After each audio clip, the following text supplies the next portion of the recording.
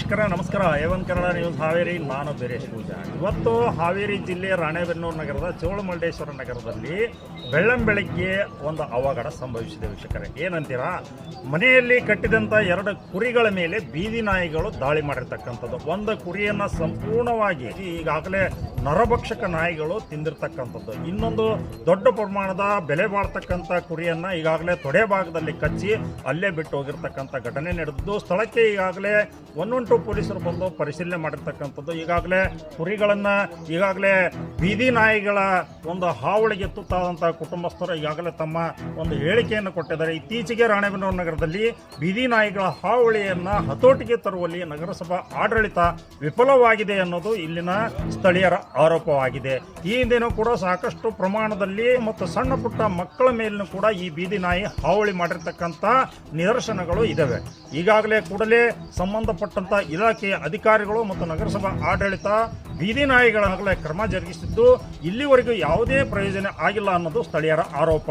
ಕೂಡಲೇ ಇಂಥ ನರಭಕ್ಷಕ ಬೀದಿ ನಾಯಿಗಳನ್ನು ಹಿಡಿದು ಬೇರೆಡೆ ಸ್ಥಳಾಂತರಿಸದಿದ್ದರೆ ಮುಂದಿನ ದಿನಮಾನಗಳಲ್ಲಿ ಕೂಡ ಇಂಥ ಮಾರಣಾಂತಿಕ ಹಲ್ಲೆ ಮಾಡೋದ್ರಲ್ಲಿ 2 ಮಾತಿಲ್ಲ ಅನ್ನೋ ಒಂದು ಮಾತನ್ನ ಸ್ಥಳೀಯರು ಹೇಳಿದ್ದಾರೆ. ಈಗಾಗಲೇ ಸ್ಥಳಕ್ಕೆ ಬಂದಂತ ಪೊಲೀಸರು ಕೂಡ ಪರಿಶೀಲನೆ ಮಾಡಿ ಇನ್ನೇನು ಈಗ ಪಶು ಇಲಾಖೆ ಅಧಿಕಾರಿಗಳು ಬರದಲ್ಲಿದ್ದಾರೆ ಮತ್ತು ನಗರಸಭಾ ಆಡಳಿತನೂ ಕೂಡ ಇಲ್ಲಿ ಸಂಬಂಧಪಟ್ಟಂತ ಇಲಾಖೆ ಅಧಿಕಾರಿಗಳು ಇಲ್ಲಿ ಬಂದು ಸ್ಥಳ ಪರಿಶೀಲನೆ ಮಾಡಿ ಇಂಥ ಒಂದು ನರಭಕ್ಷಕ ನಾಯಿಗಳನ್ನು ವಲಯದಲ್ಲಿ ಇಡಲು ಏನು ಕ್ರಮ ಜರುಗಿಸ್ತಾರೆ ಅನ್ನೋದು ಒಂದು ಯಕ್ಷ ಪ್ರಶ್ನೆ ಆಗಿದೆ ವೀಕ್ಷಕರೇ. ಈ ಬೀದಿ ನಾಯಿಗಳ ಹಾವಳಿಯನ್ನ ಕಡಿಮೆ ಮಾಡುವಲ್ಲಿ ನಗರಸಭಾ ಆಡಳಿತ ಯಶಸ್ವಿ ಆಗುತ್ತಾ ಅನ್ನೋದನ್ನ ನಾವು ಕಾದು ನೋಡ್ಬೇಕು. ನಮ್ಮ ಹೆಸರು ರಾಮಪ್ಪ ಕರಬಸಪ್ಪ ಕರಡಣ್ಣನವರು ಅಂತಂದು, ಚೋಳಮಲ್ಲೇಶ್ವರ ನಗರ, ರಾಣೆಬೆನ್ನೂರು. ಈಗ ನಾವು ಹಲವಾರು ವರ್ಷಗಳಿಂದ ಕುರಿ ಸಾಕಾಣಿಕೆ ಮಾಡ್ಕೊಂತ ಬರ್ತಾ ಇದ್ದೇವೆ. ಇವತ್ತು ರಾತ್ರಿಯಿಂದ ಬೆಳಗ್ಗೆ ಮುಂಜಾನೆವರೆಗೆ ನಮ್ಮ ಮನೆಯಲ್ಲಿರ್ತಕ್ಕಂಥ ಸಾಕಾಣಿಕೆ ಮಾಡಿದಂಥ ಕುರಿಗಳನ್ನು ಬೀದಿ ನಾಯಿಗಳು ಅಟ್ಯಾಕ್ ಮಾಡಿ ಒಂದು ಬರೀ ಚರ್ಮ ತಿಳಿ ಅಷ್ಟ ಬಿಟ್ಟವು. ಇನ್ನು ಉಳಿದು ಎಲ್ಲ ತಿಂದು ಕುರಿ ಅಕ್ಕಿ ಪೂರ್ತಿ ರಕ್ತಮಯವಾಗಿ ಆಗೈತಿ. ಇದಕ್ಕೆ ನಗರಸಭೆಯವರು ಸೂಕ್ತ ಕ್ರಮ ಕೈಗೊಳ್ಳಬೇಕು. ಬೀದಿ ನಾಯಿಗಳು ಒಂದು 30-40 ಬೀದಿ ನಾಯಿಗಳು ಅದಾವು.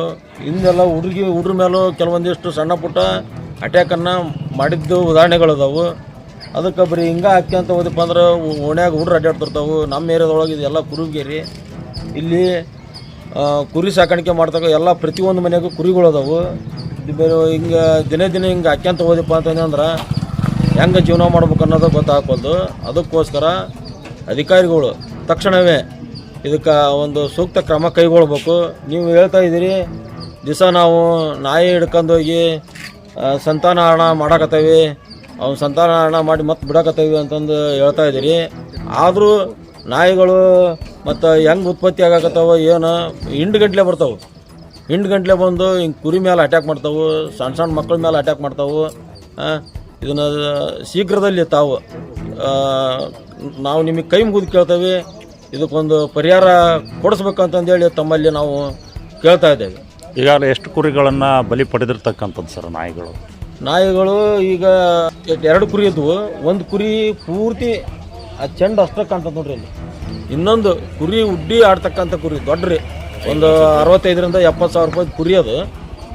ಆ ಕುರಿದು ಪೂರ್ತಿ ಅದು ಆ ಚರ್ಮದೊಳಗೆ ಎಲ್ಲೆಲ್ಲಿ ಹೆಂಗೆ ಗೆಬ್ರೈತೆ ಗೊತ್ತಲ್ಲ, ಆದ್ರೆ ಒಂದು ತೊಡೆದು ಮಾತ್ರ ಪೂರ್ತಿ ಓಟು ತಿಂದೈತಿ. ನೀವು ಸಹ ನೋಡಿದ್ರಿ, ಇಲ್ಲೆಲ್ಲ ಜನರು ನೋಡಿರಿ ಅದನ್ನ ಓಟು. ಹೌದ್ರಿ, ಅದನ್ನ ನೋಡಿದಪ್ಪ ಅಂತಂದ್ರೆ ತೀರಾ ಮನಸ್ಸಿಗೆ ಅಷ್ಟೆಲ್ಲ ಒಂದು ನಮ್ನಿ ಭಾಳ ಜಿಗುಪ್ಸೆ ಆದಂಗೆ ಆಗಿಬಿಡ್ತೈತಿ. ಹೆಂಗೆ ಜೀವನ ಮಾಡ್ಬೇಕಪ್ಪ ನಾವು ಅನ್ನಂಗೆ ಆಗಿಬಿಟ್ಟೈತಿ. ಸರ್, ಈಗ CCTV ಅಳವಡಿಸಿದ್ರಿ, ಅದು ದುರಸ್ತಿಯಲ್ಲಿದೆ, ಯಾಕೆ ಸರ್ ಅದನ್ನು ಸರಿ ಮಾಡ್ತಿಲ್ಲ?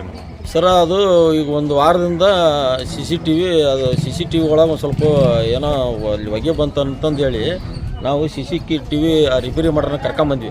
CCTV ಕೈ ಕೊಟ್ಟಾಗ ಇಂಥ ಘಟನೆ ನಡೆದ ಸರ್. ಚೋಳಮಲ್ಲೇಶ್ವರ ನಗರದಲ್ಲಿ ಹೆಚ್ಚಾಗಿ ಕುರಿ ಸಾಕಾಣಿಕೆದಾರರು ಹೆಚ್ಚಿದ್ದಾರೆ. ಕಳೆದ ಹೋದ ತಿಂಗಳಲ್ಲಿ ಮಕ್ಕಳ ಮೇಲೆ ಬೀದಿ ನಾಯಿ ಅಟ್ಯಾಕ್ ದಾಳಿ ಮಾಡಿದಾಗ ನಗರಸಭೆಯವರು ಆ ಬೀದಿ ನಾಯಿಗಳನ್ನು ನಾವು ಹಿಡಿದಿದ್ದೀವಿ ಅಂತ ಒಂದು ಸ್ಟೇಟ್ಮೆಂಟನ್ನು ಕೊಟ್ಟಿದ್ದರು. ನಾವು ನಾಗರಿಕರ ಆಗ್ರಹಿಸೋದೇನೆಂದರೆ, ಪ್ರಾಣಿಗಳ ಮೇಲೂ ದಾಳಿ ಮಾಡಿ ಒಂದು ಸಂಪೂರ್ಣ ಕುರಿಯನ್ನು ತಿಂದು ಹಾಕಿದವು, ಇನ್ನೊಂದು ಕುರಿಯನ್ನು ಅರ್ಧ ತಿಂದಿದ್ದವು. ಇದರಿಂದ ಮನುಷ್ಯರು ಏನಾದರೂ ಸಣ್ಣ ಮಕ್ಕಳು ರಾತ್ರಿ ವೇಳೆಯಲ್ಲಿ ಸಿಕ್ಕರೆ ಅವ್ರನ್ನೂ ಸಹ ಮುಂದೆ ಘಟನೆ ಆಗ್ಬೋದು. ಈ ಎಲ್ಲ ಘಟನೆಗಳನ್ನು ನೋಡಿದ್ರು ಕಳೆದ 3-4 ತಿಂಗಳಿಂದನೂ ನಗರಸಭೆ ಯಾವುದೇ ಕ್ರಮವನ್ನು ಕೈಗೊಂಡಿಲ್ಲ. ಬರೀ ಬಾಯಿ ಮಾತಿನಲ್ಲೇ ಹೇಳೋದಾಗಿದೆ. ಇದಕ್ಕೆ ಸಂಬಂಧಪಟ್ಟಂಥ ಜಿಲ್ಲಾಧಿಕಾರಿಗಳಿಗೂ ಹಾಗೂ ನಗರಸಭೆಯ ಪೌರಾಯುಕ್ತರಿಗೂ ನಾವು ಆಗ್ರಹಿಸೋದೇನೆಂದರೆ, ಇವತ್ತಿನ ದಿವಸ ನಡೆದಂಥ ಘಟನೆ ಮರುಕಳಿಸಬಾರ್ದು. ದಯವಿಟ್ಟು ಆ ಬೀದಿ ನಾಯಿಗಳನ್ನು ಹಿಡಿದು ಅವುಗಳ ಸಾಂತ್ವನ ಕೇಂದ್ರಕ್ಕೆ ಹಾಕಬೇಕು ಅಂತ ನಾವು ಕೇಳ್ಕೊಳ್ತಾ ಇದ್ದೇವೆ. ಮೊನ್ನೆ ಅವನ್ನ ಓಪನಿಂಗ್ ಮಾಡಿದ್ರಿ, ಅವನ್ನ ಹೆಸರಿಗೆ ನಾಮಕಾವಸ್ಥೆಗೆ ಅಷ್ಟೇ ಓಪನಿಂಗ್ ಮಾಡಬಾರ್ದು. ಇಂಥ ಬೀದಿ ನಾಯಿಗಳನ್ನು ಎಲ್ಲ ಹಿಡಿದು ಈಗ ನೋಡ್ರಿ, ನಗರಸಭಾ ಸದಸ್ಯರ ಮನೆಯ ಕುರಿಗಳ ಮೇಲೆ ಈ ಥರ ದಾಳಿಯಾಗಿದೆ. ಮುಂದೆ ಜನಸಾಮಾನ್ಯರ ಮೇಲೂ ದಾಳಿ ಆಗೋ ಸಂಭವವಿದೆ. ದಯವಿಟ್ಟು ಆದ್ದರಿಂದ ಮಾನ್ಯ ಪೌರಾಯುಕ್ತರು ಇದಕ್ಕೆ ಸೂಕ್ತ ಪರಿಹಾರವನ್ನು ನಗರಸಭೆಯವರು ಕೊಡಬೇಕು ಹಾಗೂ ಆ ಬೀದಿ ನಾಯಿಗಳನ್ನು ಕಡಿವಾಣ ಹಾಕಬೇಕು ಅಂತ ಈ ಮೂಲಕ ಒತ್ತಾಯಿಸ್ತಾರೆ. ಸರ್, ಪಕ್ಕ ನಾಯಿನ ಹಲ್ಲೆ ಮಾಡಿದೆ ಅಥವಾ ಬೇರೆ ಏನಾದರೂ ಪ್ರಾಣಿಗಳು ಈ ಭಾಗದಲ್ಲಿ ಬಂದು ಹೋದ್ವಾ? CCTV ದುರಸ್ತಿ ಹಾಕಿರೋದ್ರಿಂದ ಈ ಘಟನೆ ನಡೆದಿರೋದಕ್ಕೂ ಎಲ್ಲ ಅನುಮಾನ ವ್ಯಕ್ತವಾಗುತ್ತಲ್ಲ ಸರ್? ಇದು ಸ್ಪಷ್ಟವಾಗಿ ಹೇಳಬೇಕು ಅಂದರೆ ಇಲ್ಲಿ ಬೀದಿ ನಾಯಿಗಳು ಹೆಚ್ಚಿಗೆ ಇದ್ದಾವೆ. ಆ ಬೀದಿ ನಾಯಿಗಳ ಹೆಜ್ಜೆ ಗುರುತಿದೆ, ರಕ್ತದ ಕಲೆ ಇದೆ. ಆದ್ದರಿಂದ ಇಲ್ಲಿ ನೋಡ್ಬೋದು ಅನೇಕ ಸುಮಾರು 15-20 ಬೀದಿ ನಾಯಿಗಳಿದ್ದಾವೆ. ಅವುಗಳ ಬಾಯಲ್ಲಿ ರಕ್ತದ ಕಲೆ ಇದೆ. ಆದ್ದರಿಂದ ಸ್ಪಷ್ಟವಾಗಿ ಗೊತ್ತಾಗ್ತಾ ಇದೆ ಇದಕ್ಕೆ ಯಾವುದೇ ಕ್ರೂರ ಪ್ರಾಣಿಗಳು ಇಲ್ಲಿ ಬಂದಿಲ್ಲ ನಗರದೊಳಗೆ. ಇಲ್ಲಿ ಬೀದಿ ನಾಯಿಗೆ ಹಾವಳಿ ಆಗಿರೋದ್ರಿಂದ ದಯವಿಟ್ಟು ನಗರಸಭೆಯವರು ಎಚ್ಚೆತ್ತುಕೊಂಡು ಕ್ರಮ ಕೈಗೊಳ್ಳಬೇಕು ಅಂತ ಕೇಳ್ಬೋದು.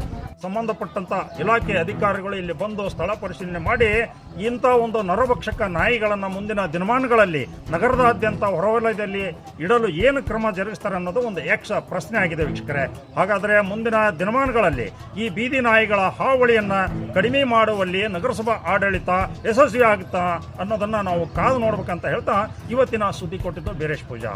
ನಮ್ಮ ಇಂಥ ತಾಜಾ ಸುದ್ದಿಗಳನ್ನು ತಾವು ಮೊದಲು ನೋಡಲು ನಮ್ಮ ಚಾನಲನ್ನು ಸಬ್ಸ್ಕ್ರೈಬ್ ಮಾಡ್ಕೊಳ್ಳಿ, ಲೈಕ್ ಮಾಡಿ, ಶೇರ್ ಮಾಡಿ ಅಂತ ಹೇಳ್ತಾ ಮುಂದಿನ ಮತ್ತೊಂದು ಭಾರಿ ಸುದ್ದಿಯೊಂದಿಗೆ ಭೇಟಿಯಾಗೋಣ. ಅಲ್ಲಿವರೆಗೂ ನಮಸ್ಕಾರ.